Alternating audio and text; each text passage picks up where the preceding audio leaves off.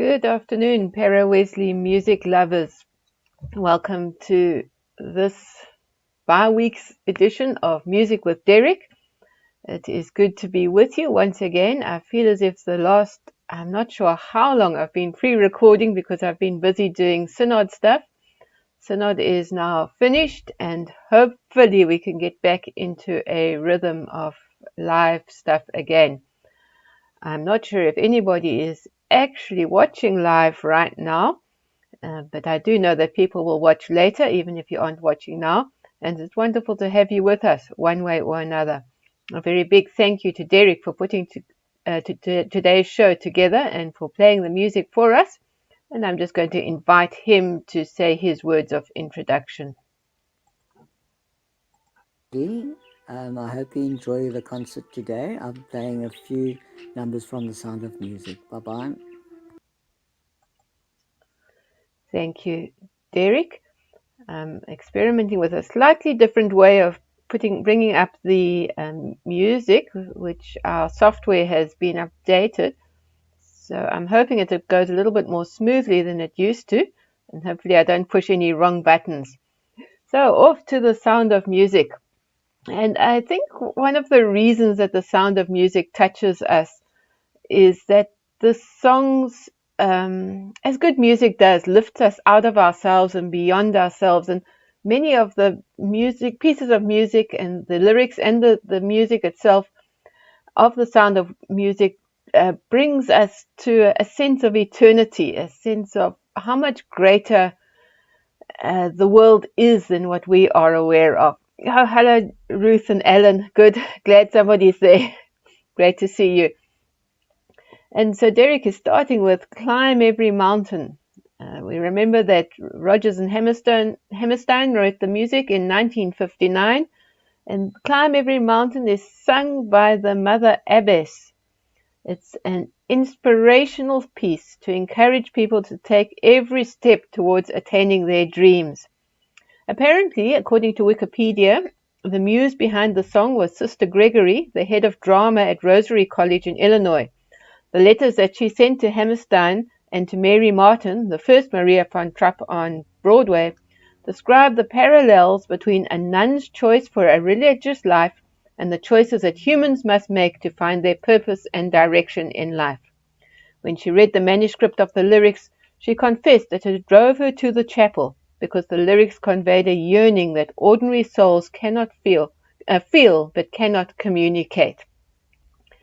And so we know that although we are ordinary people, that there is something beyond ourselves, and that thing that we sense and that thing that music drives us to, we call God, and in the Trinity, Father, Son, and Holy Spirit. So Derek has played this, it's certainly the first part in a meditative way. And so, as we think about climbing every mountain, let us think about approaching God and drawing near to Him. So thank you, Derek, for playing this for us.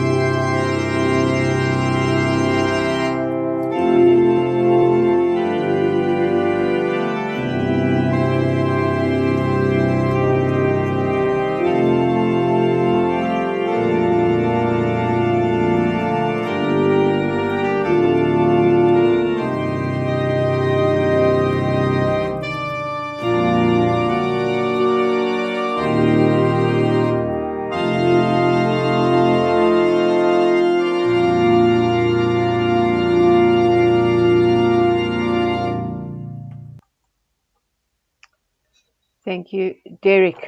Yes, we will continue to look for that which is greater.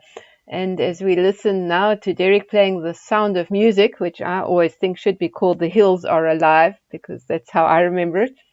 The words of this go as Maria is singing at the end of the day, and she's out on the hills, and she knows she must go back in and hear what the abbess must say to her.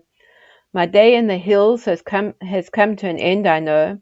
A star has come out to tell me it's time to go. But deep in the dark green forest are voices that urge me to stay. So I pause and I wait and I listen for one more sound, for one more lovely thing that the hills might say.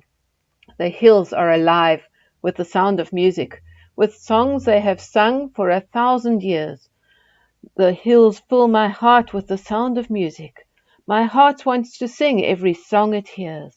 My heart wants to beat like the wings of the birds that rise from the lake to the trees.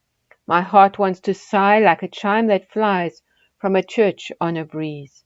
To laugh like a brook when it trips and falls over stones on its way. To sing through the night like a lark who is learning to pray. I go to the hills when my heart is lonely. I know I will hear what I've heard before. My heart will be blessed with the sound of music, and I will sing once more. And so as we listen to Derek playing, we worship also the creator of the hills and the creator of music and the one that is beyond all things. Thank you, Derek.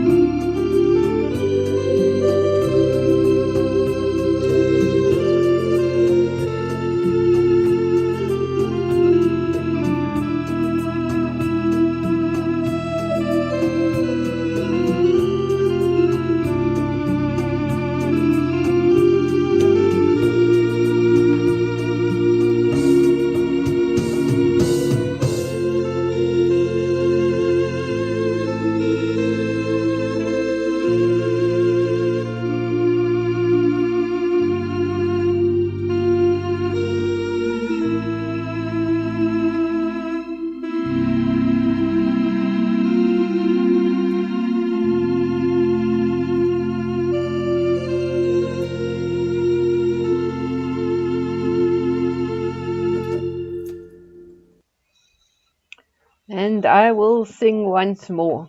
That's a positive ending to that. We might have to go in from the hills. We can't stay on the mountaintop. But the promise is that we will be able to sing once more. The promise in Jesus that we have, even if not every listener to this music does. Greetings to Karen. Great to see you logging in and listening along with us, Karen, all the way across the sea, where I imagine it is beginning to be summer, while we are shivering and cold here. Derek has played for us My Favorite Things. In the musical, the lyrics to the song are a reference to the things Maria loves, such as whiskers on kittens, bright copper kettles, and warm woolen mittens. These are things she selects to fill her mind with when times are bad. The original Broadway musical places the song in the Mother Abbess's office just before she sends Maria to serve Captain Von Trapp's family as governess to his 7 children. However, Ernest Lehman, the screenwriter for the film adaptation, repositioned it so that Maria would sing it with the children during the thunderstorm scene in her bedroom, replacing the Lonely Goatherd, which had originally been sung at this point. And I believe now that sometimes they do the stage version either way. And I'm so glad to read this because my memories are of those songs being in different places. And more recently, I've been watching the movie to see what happens there. So my memories are not completely wrong. It is sometimes done differently. But again, something that takes us out of the now, even if it is cold and miserable. Though right now the sun is shining outside my window. There is always the hope for things that we can think of, the positive things in life. Thanks again, Derek, for playing for us. My Favorite Things.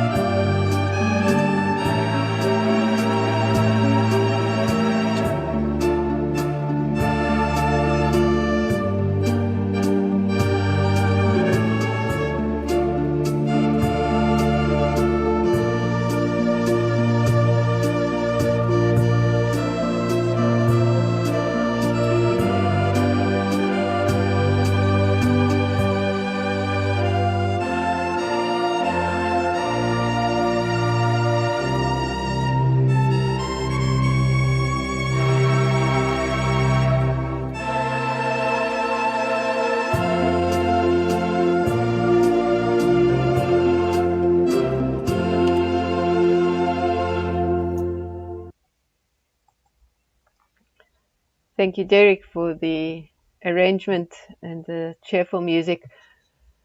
Next one is Edelweiss, a song and tune that we know well. Very simple words, but with just such a yearning sense, perhaps a bit of sadness as Captain von Trapp is thinking of his homeland, which he is probably going to leave. Words go, Edelweiss, Edelweiss, every morning you greet me, small and white, clean and bright, you look happy to meet me. Blossom of snow, may you bloom and grow forever. And I guess a reminder that even if things pass in this life, we can't hang on to them, but there is a sense of eternity and some place that we will go one day, where Jesus is, where God is, that place that is forever. And so even though it is a secular song, we can find hope in the words as we understand them. Thanks again, Derek.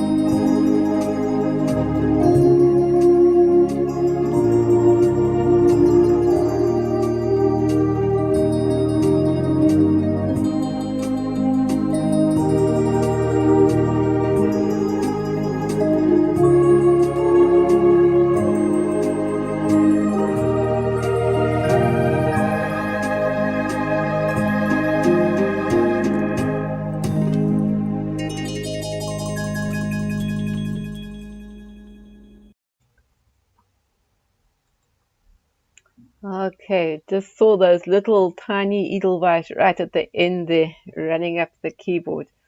Thank you so much, Derek. And now from 1959, we go 220 years earlier to 1738. And I hope that I have the right piece of music, Derek. You'll tell me if I've got it wrong. But this is the Largo by Handel. It's a popular title for an aria composed by George Frederick Handel for the opera Circe, which in English we call Xerxes, which you know is a character from the Bible, as well as obviously from Persian history. And the opera was a failure. It closed after only 5 performances. However, 100 years later, the aria itself was resurrected. Aria, the song, it became a big hit. It was performed at solemn occasions such as funerals and weddings. It was arranged for all sorts of instruments and voices. It is known by many people as Ombre mai fu, because those words are the first words of the aria. So this is our last piece of music for this afternoon's program. And thank you once again, Derek.